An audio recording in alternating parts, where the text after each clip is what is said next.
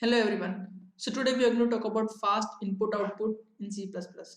So we all know C++ is a backward compatible language, which means it supports most syntax of C language. Okay. So along with C++ syntax, it also supports C language syntax. For example, in C we have printf and scanf for taking input and showing output. Okay. And in C we have cin and cout for doing that same task.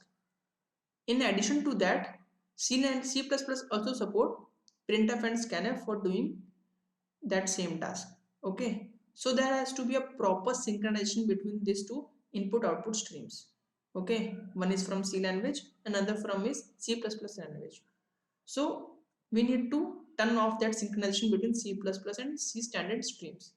For turning off that stream, or basically turning off that synchronization, we use this syntax. What is the syntax? It is iOS underscore base colon colon sync with studio, and we are turning this as off by adding false here. Now there is no synchronization between C++ standard stream and C stream. Okay, so why we are doing this? We are doing this in order to avoid unnecessary overhead. Okay, now again there is a synchronization between cin and cout. Okay, for example, when we are using cin, the cout has to be flushed first, then we'll show that output, and when we are showing output, cin has to be flushed for taking another input. So this is quite helpful when we are dealing with interactive problems where we need cin and cout again and again. But when we are talking about competitive programming questions, we doesn't need anything like that. So we'll just untie that input and output stream by just doing cin.tie null. Okay, so let us jump into the code editor and try to test this thing. So here is the code in which we have made a function fast input output.